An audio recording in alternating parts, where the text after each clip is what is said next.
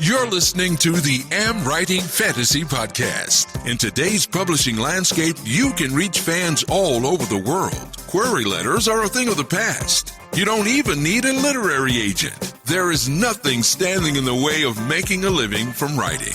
Join two best-selling authors who have self-published more than 20 books between them. Now, on to the show with your hosts, Autumn Burt and Jesper Schmidt. Hello, I'm Jesper. And I'm Autumn. This is episode 86 of the AmWritingFantasy podcast. And as promised, this episode will cover the results after taking a book off permafree, like Autumn have done with her book, Born of Water. Yes, I love running my life as an experiment to help other people, as I seem to be doing constantly. Yeah. But it's been actually quite a long while since we recorded, even though, of course, for the listener, well, we released an episode last week and we are releasing one this week. But we had pre-recorded some episodes because of summer holidays. So we actually haven't done this for a while, Autumn. I know it's been 3 weeks. So to everyone else, it's been seamless. But for us, it's been 3 weeks. So I'm so glad to have you back, as I've hinted in the student Q&A that we just had before this, that, you know, even though you did all your homework before you left and we pre-recorded everything, I was still alone in charge of the ship, and there's always more in charge of a ship than you realize when you're like, I tried so hard not to bug you too much, even though I know you were on a staycation instead of a real vacation. But yeah, indeed. No, but it's great being back. It feels nice to get into it again, and even discovering out of our conversations before the recording that there was a few things that I was supposed to do that I couldn't quite remember the context of anymore. That means it was a good vacation. So, I mean, how was it in Denmark? I mean, I know the couple of times that we emailed that you said it wasn't exactly summer weather over there. No, the whole thing feels a bit odd, to be honest. I mean, I guess I could say it's been a fairly good vacation, but we didn't do any traveling, of course, due to COVID-19 like the rest of the world. So we visited some friends, we had some family over, and we did some day trips here and there with the kids to just go and do some stuff. That sort of thing, you know. But yeah, as you said, unfortunately, the weather has not been the best. So yeah, my wife said the other day that it doesn't feel like a vacation. It more feels like a very, very long weekend.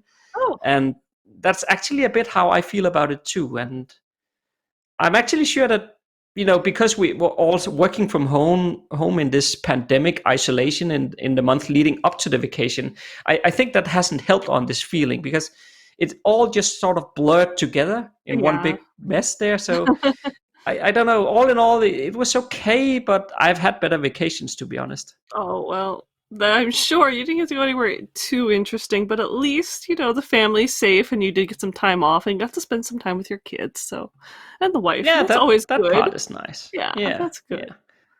Yeah. I don't know. The last couple of days, it's starting to get warmer. Like that.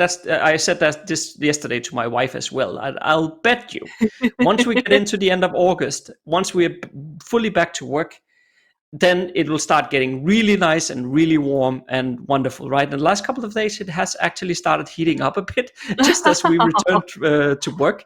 And I don't know if that's, I don't know if that's why, but both the day before yesterday and yesterday, I had really trouble sleeping. I've woken up a dozen of times, also last night. So I don't know if it's because it's getting warmer or something, but it's just really annoying. That's too bad. Luckily, I fall right back to sleep, so that's fine. But it still interrupts the sleep rhythm. Yeah. So I feel a bit tired because of it. And then I guess today's 14 hours of work hasn't helped, I guess. No, I was gonna say, you just put in this like marathon day. It's like, welcome back. By the way, you're in hour 14 of being awake and getting work done. So yeah. Thanks for holding in there. And now you're recording a podcast. So talk about needing a vacation now. Oh yeah, that's not a good sign when you return from vacation and the first thing you need is a vacation. Absolutely. I think that's typical though. Yeah. So, but how has things been on your end over the last 3 weeks, Autumn? Well, besides working myself to the bone on AmWritingFantasy, no, it's been good. I mean, we had our own. Well, I'll share my two big successes, and one is that I've mentioned my husband Adam has been working on a 105-year-old wood and canvas canoe, and he finally got it to the point where we put it in the water and it floated. So yeah, I saw you posted a picture of you sailing in it. Yes. So I even got to take it out myself. So again, I think that was just so you could see pictures of it from from the shore. But Right. It was a very successful venture, and it's wonderful to see this thing that came to us in really horrible condition. I mean, the canvas was rotted and falling off, and Adam he's not a huge woodworker. He's become a massively good woodworker in the last couple of months, learning how to shape cedar into a canoe. And it was beautiful, and it was paddles really well. So that was a wonderful success. And then the other thing is, it was funny because we've just been talking about this with some of the students. I usually wrote in the evening, and I'd try to get in like 500 words. Well, I recently said, screw checking the news and checking email. I'm going to sit down as soon as I get my cup of tea, and I'm going to try to write for like 45 minutes. And I have topped some days, and if I get a chance, I'll write again in the evening for maybe a half an hour. And so I've been hitting like 2,000 words a day by doing this. So a story that in March was over a year old and completely stalled. If I got 100 words in, felt like I was pulling teeth and really lucky. I'm 5 chapters away from finishing book 1. So I feel I'm in the middle of the climax, and it's very exciting. And I have lots of scenes already developed, and the plot pretty much developed for books 2s and 3s. The rate I'm going, I should finish before December, which means an late winter, early spring release for a trilogy next year, plus the books we're going to be writing, plus some nonfiction. I'm thinking if everything pans out the way it's supposed to, I'm going to hit 30 books in 2021. I'm feeling that's cool. Pretty good about that. I just feel really good to be writing again and be hitting my word count. So. And for us, the summer weather is beautiful. The tomatoes are ripening, and we're eating zucchini like it is the only available food source on the planet. So it's become a bit of a joke whenever my husband goes out and comes back with a zucchini. But you can turn them into scones. So I've been experimenting with zucchini quite a lot. It's been a good summer. I'll take it. I'm hoping August is also equally enjoyable and with a little bit less stress because I'm not the only one in charge of AmWritingFantasy. A week on the internet with the AmWritingFantasy podcast. So first things first, we want to give a huge shout out and warm welcome to Janine and Eric, who joined us on Patreon. Yes, it was a while you were away and we weren't recording, so it's one of those is at least a little belated, but thank you and welcome. We're so happy for your support. Yeah, so thank you so much to both of you. Without Patreon and those of you who chime in with just $1 a month, I can't say for sure that we would keep these recordings going, but because of you, then we will for sure. So thank you a lot for that. And I guess I should also say, if you, dear listener, haven't considered supporting the AmWritingFantasy podcast on Patreon yet, we would love it if you could click the link in the show notes and check out the awesome rewards that you can get your hands on by joining us over there. Yes, please come join us. There's lots of great posts and tips and some really good perks like the Q&A sessions we have. So come over and see what we have. Yeah, and I also wanted to mention something else ahead of you might having something to add, Autumn, I don't know. But I wanted to mention that we received an email from our podcast host, and they told us that we have now passed 10,000 downloads of the AmWritingFantasy podcast. So that's amazing. I know, it's another big celebration. We have so much to just celebrate today. I mean, when we're recording this, we're actually on release day for 3 books. So this has just been a fantastic summer. 10,000 downloads. We've got books coming out, new courses. This is just, no wonder we're both like, what is this task that we're supposed to be doing about? Which of our many projects? Yes. So for sure, a huge thank you to everyone who listens to the new episodes that we release every single Monday here. Without you, there wouldn't be much point in sitting here in front of the microphone in the first place. So thank you a lot, and thank you for getting us to 10,000 downloads. And of course, we hope that there will be much more to come. Absolutely. I mean, we're already in deep discussion about our secret, what we're going to do on our 100th episode. So that is coming up this fall. So that'll be really exciting to announce. Yeah.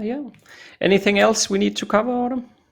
Oh, nothing. I know I've been giving a big shout out to our typo slayers for you guys, this is only we're releasing this in a week or two, so this is not too far in the past, but as I said, it's release day for our books, and just the feedback from the typo slayers, not only their help, but some of those early reviews, and also just the personal notes that they put in when they sent in some of the little typos that they did spot for us, were really touching and encouraging, and were exactly the reasons why we're releasing these books, to know that these people signed up just to help us fix up the books right before publication, and they came out of it saying that words like that helped them tremendously. It helped them find their passion again for a story they were working on and solve all these problems. And it was just like, just wow. It blew me away to know how much we were helping writers, and I'm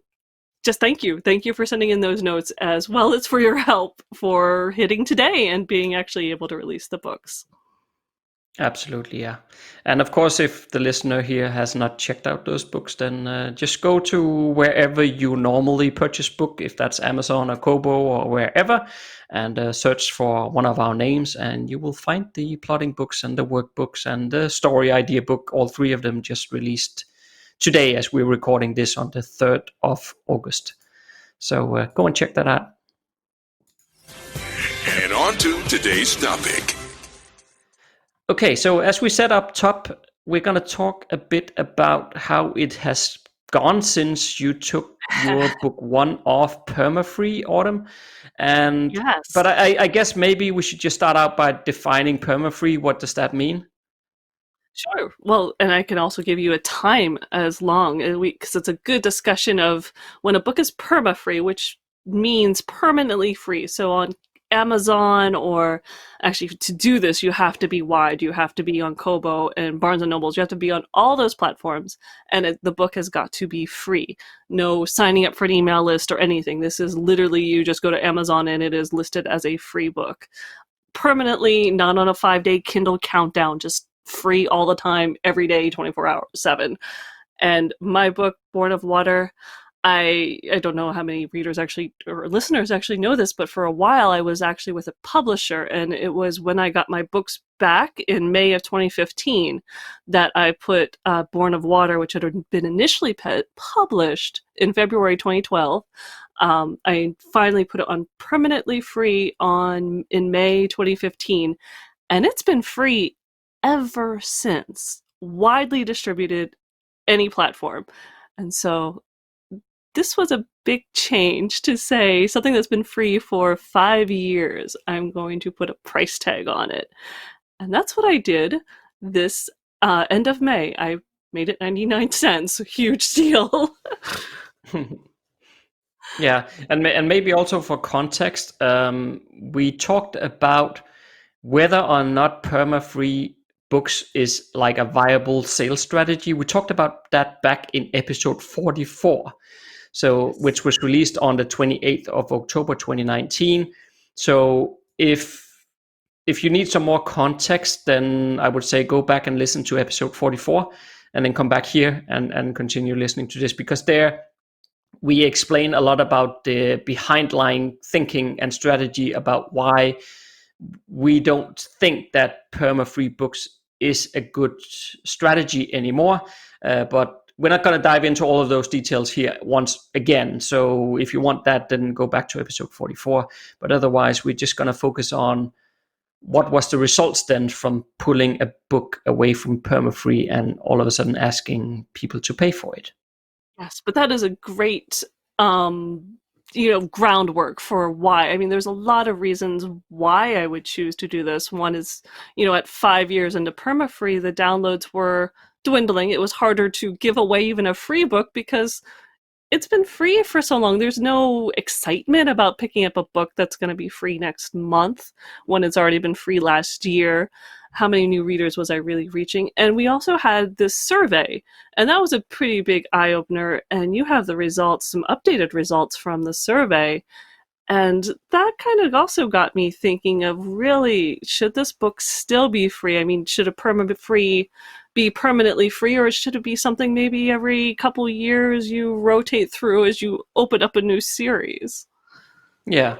So maybe we can start that, and then you can get into the results of it. Maybe we can start with the survey, because as a preparation for episode 44 back then in October 2019, we had a thinking that, the permafree strategy is a well, I was about to say old strategy, but in publishing terms, old just means a couple of years. A lot of things happen during a couple of years, but it's a couple of years old strategy. And our thinking was that I think that the permafree strategy is losing some of its allure and some of its effectiveness. So we created a survey where we basically, instead of us being authors speculating about it, we decided, well, why not ask the readers? So we did. Yeah. And back then in episode 44, we shared the results of all the responses we got for that survey. And of course, now we are in August 2020, so we have gotten some more responses since then. And I can just go through them one by one here just to bring everybody up to speed. And then you can talk about your experiences and results afterwards, Autumn. Sure. Yeah. So I would say, first off, before we get into the actual questions and answers, that none of what we said in episode 44 has really changed. It's still the same. We've just gotten more volume on the responses, but the conclusions are still the same. As I also expected when we recorded episode 44, I also said that I doubted that it would change even though we got more responses. But we do now. We have 575 responses. So that's quite a good, let's say, mark for concluding upon. I would prefer, as I also said back in episode 44, to get 1,000, but well, we have 575. So yeah, do with it what you want. But I can just go over it one by one here, tell you the questions and then the answers. I think there was 5. No, that's not too bad. So Let's the first question, the first question was, are you more likely to take a chance on a new author if the book is free? And here, 32.5% says, yes, I prefer to only pay for books written by authors I already know, while 67.5% says, I don't mind purchasing a book from an author I'm not familiar with if the book otherwise sounds and looks interesting. So that was already a bit interesting to see. Okay, so people actually don't mind giving a new author a chance, even if they have to pay for the book. So at least for people selling their books, that's a good indicator to start with. Absolutely. So we then funneled all of those who said that they prefer to only pay for books written by authors that they already know. We then asked only that part of the respondees a separate question. And we then asked them, what if the same book from that same author you've never heard of had great reviews? Could that make you want to purchase the book, even though you normally only pay for books written by authors you know? And then 66.3%, yes, that would make me change my mind, providing the book otherwise sounds and looks interesting to me. While only 33.7% said, no, I simply don't want to pay for a novel unless I already know the author in question writes the kind of stories that I like to read. So yeah, great reviews really matters, as we can see from that questions. And of course we can come back to that, but Born on Water has a ton of reviews. So that I'll be mentioning that it helps, but it also actually caused a small problem. But we'll come back to that. I'll leave the tension right there. Cool. Cool. Now I'm curious as well. So then we asked, if you bought a book is it the next book you'll start reading? And here, 40.3% says, yes, I usually start reading it as soon as I'm able, while 59.7% says, no, I often add it to my to-be-read list and will come back to it at some later date. And then we asked the exact same question, but now we asked, what if it's a free book? So we asked, if you downloaded a free book, is it the next book you will start reading? And now we have 29.9% saying, yes, I usually start reading it as soon as I'm able, while all of a sudden the 59.7% who before said that they added to the to-be-read list now jumps from 59.7% to 70.1%, who says, no, I just added to my to-be-read list. So you're basically losing like a bit more than 10% of people there. Because it's a free book, they are much more, 10%, more than 10% more inclined, oh no, you can't say that, but 10% are more inclined to add it to a to-be-read list rather than starting reading it while they, and it makes sense, right? So if they paid for the book, they are more inclined to start reading it right away. That makes sense. Absolutely. It makes sense, definitely. Yeah. So if we're then assuming that people are adding stuff to their to-be-read list, we were then curious, how long is this to-be-read list then? So we asked people, how many unread books do you have on your e-reader? That being the Kindle, the phone, the Nook, or whatever it is that they read books on. And we have 8.2% saying that they don't have any. They always finish their current read before they buy or add a new book. So that was only 8.2%. I believe that. 17.7% says that they have between 5 and 10. 19% says that they have less than 5. But then the whopping 56% of all the people says that they have more than 10 books in their to-be-read list. Wow. And this was exactly what we were concerned about when it comes to permafree, that people just download free books, stuff them on their Kindle, and usually they just forget about it. They never get back to it. More than 10 books, that's a lot. Just sitting there, and you can't even remember that you had them after a while, right? No, yeah, you open it up and you're like, oh yeah, I don't even remember what that's about. Yeah, indeed. Yeah, because when you see the cover on your e-reader, you don't see the blurb. You don't know why you got it. You literally are just going off of a cover and a memory of whether or not it's the next book you read. Yeah, and the question is just more than 10, so it could mean that they have even 20 or 30 books sitting there on the Kindle, right, and they're never going to get to it. So that was the whole problem with the... And again, going back maybe 3, 4, 5 years, the permafree strategy worked really, really well because it was brand new, it was difficult to find permafree books, so people just loved it. And they grabbed the free books, they read them, and they moved on to buy the rest of the series, which is the whole point of the permafree strategy, right? But the problem is nowadays, a lot of people offer free books. I do it myself. I have not pulled my book off permafree, but that's more because of all the tasks related to do it. So I have too much else to do, but I really should be doing it. I'm preaching here on the podcast and also in episode 44 that you should be doing it, but I haven't done it myself. So shame on me. But yeah, I think this is the gist of the problem, or the core of the problem, right? There's just too many free books out there. And then to wrap the survey up, we asked, in your view, are free books more likely to be of poor quality than the ones you pay for?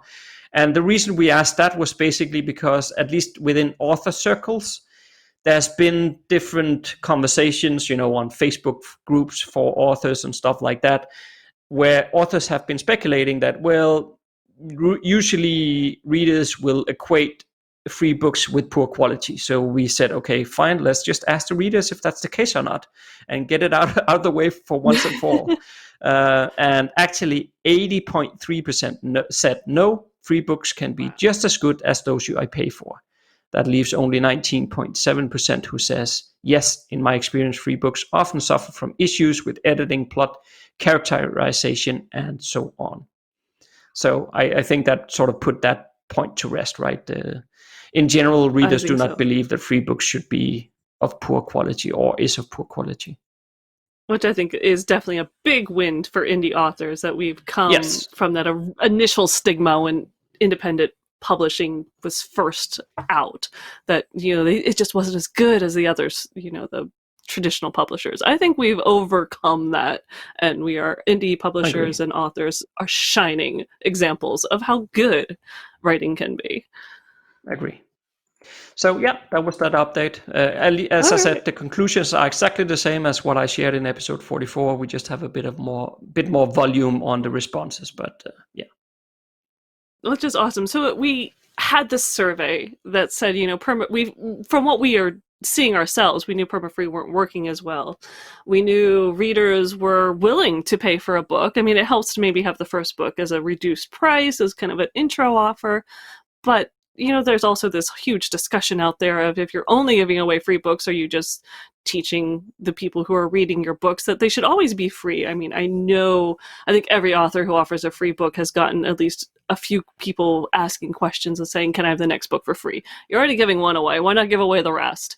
And most of us hopefully stick to our guns saying, that took 2 years of my life, and I would like at least 99 cents. Yeah, the only reason I can keep writing books is because some people pay for them, right? Exactly. Oh, and so there was all these ideas going on in my head. We had this survey that was hard facts. I also happen to have joined, I want to give a huge shout out to Brian Cohen. He runs these amazing AMS Ads author challenges, which run for 5 days. And so just on a whim, I joined one because I used to run a lot of AMS ads. But when you're running a perma-free, it's really hard to offer that on Amazon. And I hadn't been doing it recently, so I thought I joined it to actually work on AMS ads for my bundles, and ended up talking to him quite a lot about how do you run this for a permafree, and he gave me some tips.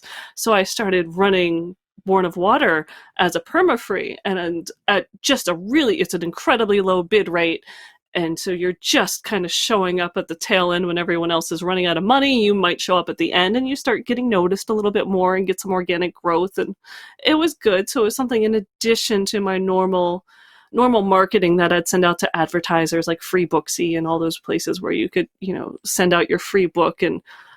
But even those were really, I remember when you could get like 10,000 downloads by getting a Freebooksy offer. And now it's like, if you get 1,200, you're doing really well. Giving away a free book is really hard, especially a book that has been free for 5 years. And then on top of all of that, I picked up a book read-through calculator. So I have a series. Born of Water is the first of a trilogy, but then there's a second trilogy that starts 6 months after the last book in the first trilogy. So it's really 6 books. Plus I even have a companion and a compilation of short stories. So I'm talking about, I usually don't count those when I look at things like read-through rate, but technically I have an 8-book series going on. And jokingly with a few readers recently who found out I had been thinking of another trilogy, they're kind of prodding me along, so it might be even more. And I took all of my stats from 2019, so a whole year's worth of stats of downloads and read-through rates, and that's what I used that to calculate my read-through rates. And I found that I was so happy I had this book 1, and the read-through rate, I could give away thousands and thousands and thousands of books, but my read-through rate to book 2, because it was a freebie, is incredibly low. But after that, once I read book 2, it was over 100%, which made me laugh, who would read book 3. And then to go to the next trilogy, go ahead. No, it was just to add, because that actually links up very nicely with what we were just looking at with the survey results, right? Because a lot of those book 1s just ended up on to be read list, and that's why you have a poor read-through rate, not because the book is poor, but because they never read it. So they never go on to book 2. Yeah, 4% was my read-through rate, I think it was. Yeah. It was incredibly small. But then book 2 to book 3, it was 100%. And then I would lose 60% to go to the second trilogy, which could be me, it wrapped up very well, so maybe they're done, they want to go to other books. That's quite normal, yeah. Quite normal. 60% is actually not bad. But then again, it jumped back to 100% to finish off that trilogy. So we're talking about a really strong read-through rate. When you add that up, considering how many times I had to give away Born of Water, giving away book 1 earned me 41 cents for every giveaway. And I had to give away thousands of books. So, we're talking about 41 cents for each giveaway. But if my read-through rate between book 1, Born of Water, and it's book 2, if that happened to be close to the second series where it was like 60%, I could actually earn $7.21 off of every sale of book 1, which also means I would have to sell a lot less of them to earn a lot more money, to be earning $7.21 off of every reader instead of only 41 cents off of every reader. So there's a lot of stuff that I'm like, okay, wait, I'm playing with AMS ads. They're actually working. I'm selling more books. I have this book that has at the time it was just under 300 reviews. It's now over 300 reviews. It's got a solid track record. I'm gonna go ahead and try this, and I did. I let readers know that May was the last ditch effort, last time you're going to be able to see this for free unless you sign up to get it through like my newsletter. I do have it still as a sign up, where that's one way to get it for free, but otherwise on all the platforms it's a whole whopping 99 cents. But and it was, May was fantastic for book sales and for giving it away. It was like going back to the old days where people were picking it up left and right because I was really shaking the tree and letting people know this is it. This is it. This is the end of the run. It is time. This book is no longer free.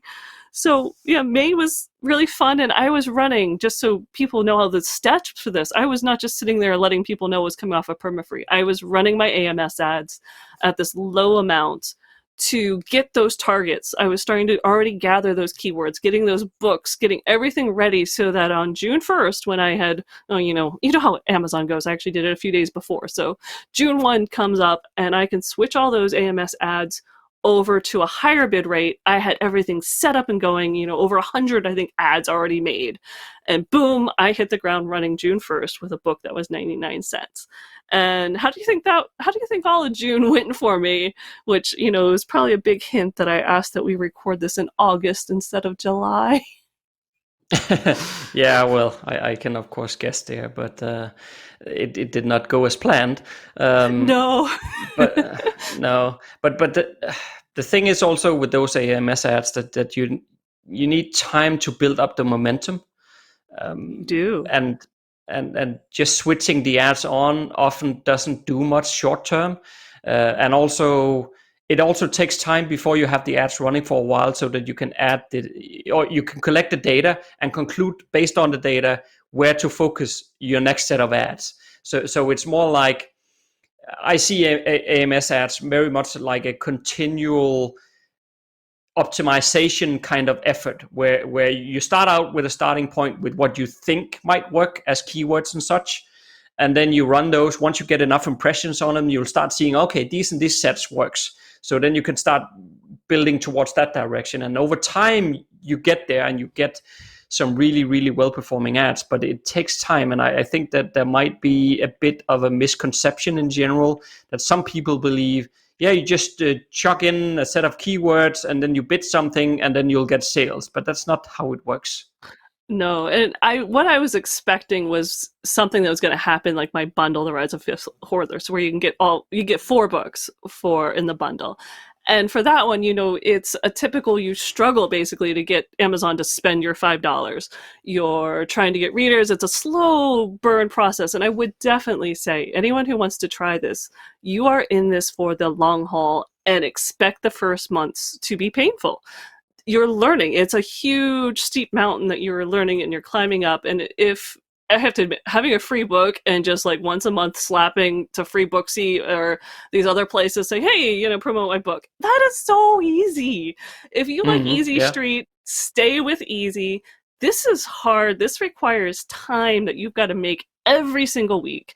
And you've got to not be intimidated, and you've got to be able to either ask questions of other people or kind of be good at marketing and not easy to give up and solve the problems.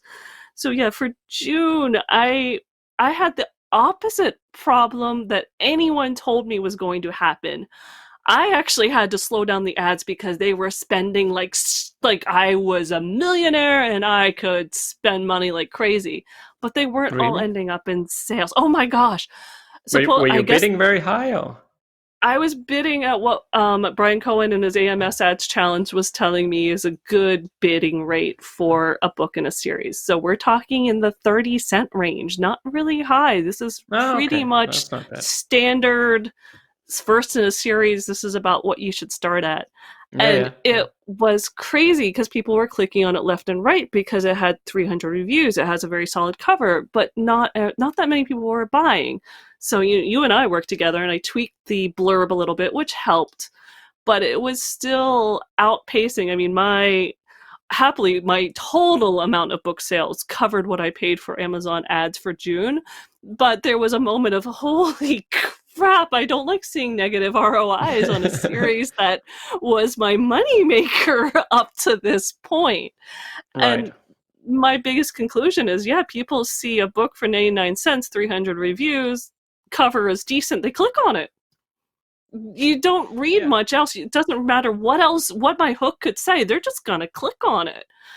So indeed, and that's of course the difference between the click-through rate versus the conversion rate, right? So the click-through rate is basically being determined by the number of reviews and the cover, because that's what people see when they see the ad. So they might see, if you want to, of course, it's possible to put in a bit of custom text in the ad if people want to do that on the AMS ad.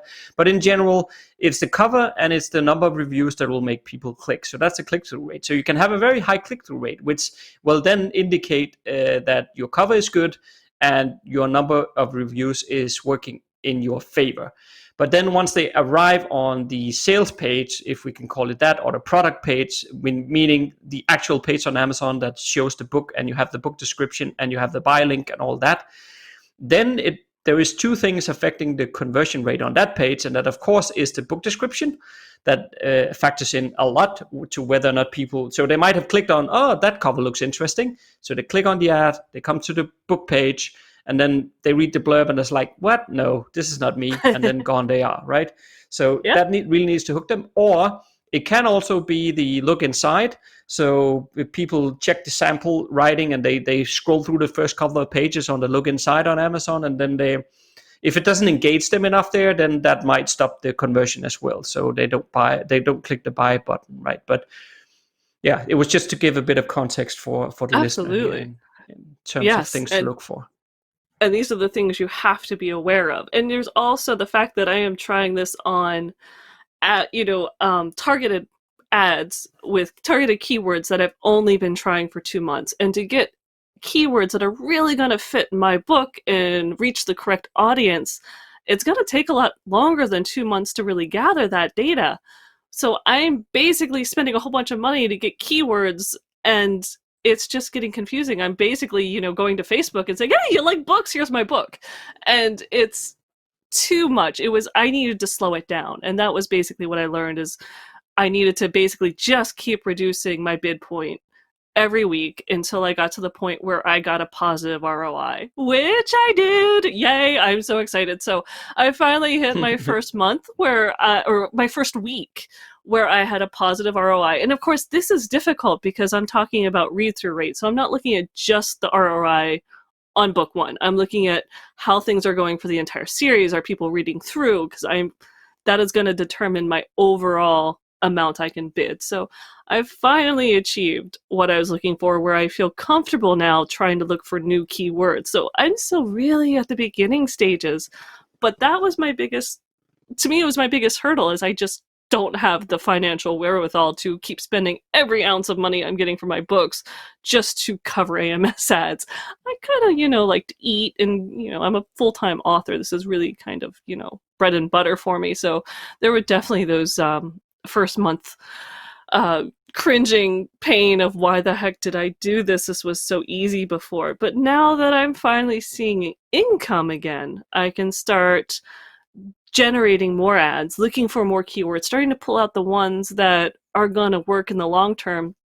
And I think that initial shock of being able to actually spend everything that Amazon, that I want to throw at Amazon, is going to be a good thing when I finally hit the right target. I mean, I might still work on the blurb a little bit.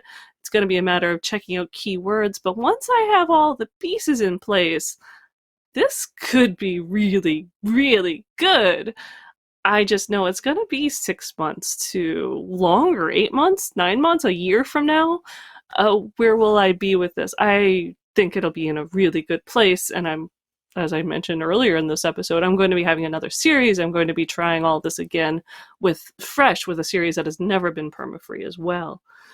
But it's definitely been a learning curve. And I think the biggest thing is just not having those moments of panic especially when you see income going out faster than you really had planned. I was expecting, few sales, slow burn, trying to accumulate keywords like I was doing with the bundle, and instead I had, the acetylene torch set on high, and I was not prepared for that. If I had hit all the right keywords the first time out and it had just zoomed off the rocket, that would have been fantastic. But that's not really realistic, and it wouldn't be a good learning session to be able to share with all of our listeners of what happens when you take your book off of permafree. There has to be some pain involved, not just like this runaway bestseller. Oh yeah, I had to do it this way. But I think, I will definitely have to maybe put in our schedule, or if listeners would like a check-in, let us know in the comments. And we can check in again in 6 months or so and see how the process is going. Because at this point now, I am just trying to I had some ads that were not doing anything, so I'm trying to wake those ads up. And I'm just trying to keep that positive ROI going. But again, it's a series, it's a read-through, so I have book I'm selling, and there's going to be this lag before people get all the way through the series, and I'll see the income from it. So this is going to be a very slow stepping stone process. I mean, unless I win the sweepstakes or something and I have $1 million I can throw at it and run everything at once to see it all get figured out in just a couple of months. I don't see that happening. I think this is going to take me a lot of time, because I just simply physically can't dump $1,000 a month or more onto just AMS ads just to see what happens. If anyone is a multi-million out there and they don't know what to do with it and they would like to help me run this experiment, just let us know. I will happily spend your money. When it's my money and my family, I'm trying to take it a little bit slower. Oh, that's fair enough. Yes. But I will say the conversion rate is up. Excellent. Next week, we will look at the well-known tropes in fantasy and also evaluate if they are quote-unquote good or bad. If you like what you just heard, there's a few things you can do to support the AmWritingFantasy podcast. Please tell a fellow author about the show and visit us at Apple Podcast and leave a rating and review. You can also join Autumn and Jesper on patreon.com/AmWritingFantasy. For as little as $1 a month, you'll get awesome rewards and keep the AmWritingFantasy podcast going. Stay safe out there and see you next Monday.